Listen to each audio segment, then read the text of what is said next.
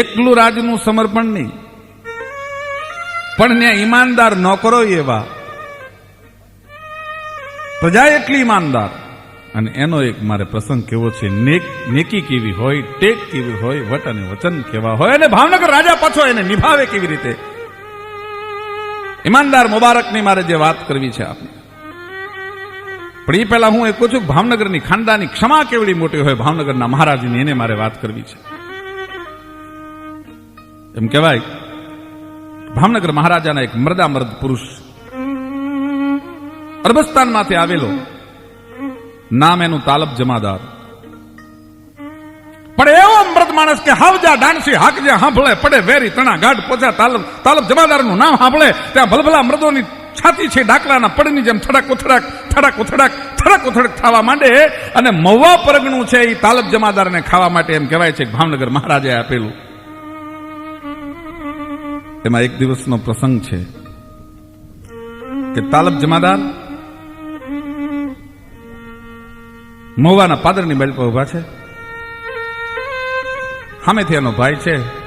4 ભાઈઓ હતા તાલબ જમાદારની, પણ અલી નામનો સૌથી નાનો ભાઈ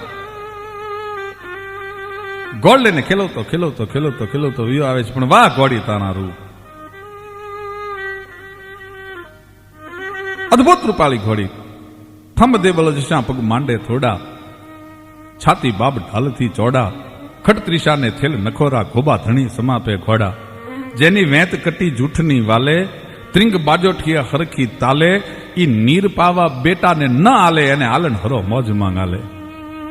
હાકળ વાંભ મોકલી છોટી, કલમ સારખી દોઈ કનોટી, અને કુકડના જેવી કંધરોટી, અને માણેકલટ મોઢાથી મોટી એવી ઘોડીની માથે સવાર થઈ. અને ધીરે ધીરે ધીરે ધીરે ધીરે ધીરે કુશળ બજાણીઓ જેમ દૂરની માથે અવળી હવળી ઠેકું દેતો એમ ઘોડી છે ડાબાને દોઢવતી દોઢવતી વહી આવે. ફરડ હું ફરડ ફરડ હું ફરડ ફરડ હું ફરડ વહી આવે ઘોડી.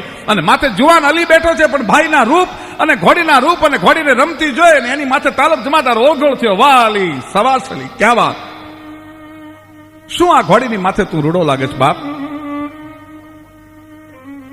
અને તેથી અલીએ તાલબ જમાદારને કીધું કે ભાઈ ઘોડીની માથે રૂડો તો લાગુ છું ને, ઘોડી છે બહુ હારી, પણ તાલબ જમાદારની ઘોડારમાં આ ઘોડી કેટલા દે રહેવાની. એનો અર્થ કે તું એટલો બધો ઉદાર છો, તું એટલો બધો દાતાર છો કે કાલ કોક માગશે તો આ ઘોડી તો તું આપી દેવાનો. આ ઘોડીની માથે હું કેટલા દિવસ સવારી કરી શકીશ. અને તેથી તાલબ જમાદારે એમ કીધું તું કે મેં ખુદાના સોગંદ કોઈ દી નથી ખાધા, પણ આજ પરવર્તિગારની સાક્ષી એ કહું છું કે કદાચ ખુદા માગે તો પણ હું આ ઘોડી કોઈને નહીં આપું. જા અલી આ ઘોડીને આજથી તને આપી દીધી. કદાચ ભગવાન આવે, પરમાત્મા આવે, ખુદા આવે અને મારી પાસે માગણી કરે તો આ ઘોડી કોઈને નહીં આપે. ભાવનગર મહારાજના જેની માથે 4 હાથ છે, એક દિવસ કચેરીમાં બેઠા બેઠા ભાવનગર મહારાજ છે તાલબ જમાદારની તારીફ કરે છે, એના વખાણ કરે છે. પણ જલાવીને કરી દે ભસ્મ એવો આગ છે ઈર્ષા, અને દસે કારણ વગર એવો કપાતર નાગ છે ઈર્ષા. તાલબ જમાદારની ઈર્ષા છે એ અમીર ઉમરાઓને આવવા માંડેલી કે એક તાલબ જમાદારને મહારાજ એટલું બધું માન આપે, એના એટલા બધા વખાણ કરે.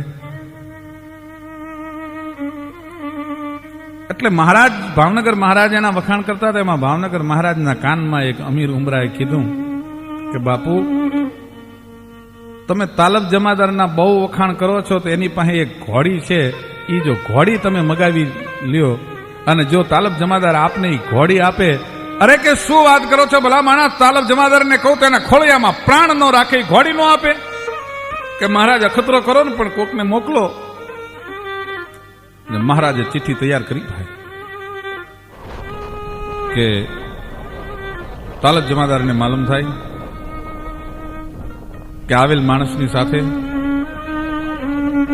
તમારી ઘોડારમાં જે ઘોડા છે એમાં અલી જે ઘોડીને ખેલવે છે એ તાજણ નામની ઘોડીને તમે રવાના કરજો. વાંચી ચિઠ્ઠી, પણ થડક થડક થડક કાળજો મીંડું થવા. એક બાજુ મહારાજની એટલી મહેરબાની છે, મહારાજનો વફાદાર નોકર છે, અને એક બાજુ ભાઈને આપેલું વચન છે, શું કરવું? વળતી ચિઠ્ઠી લખી મેઘ નામદાર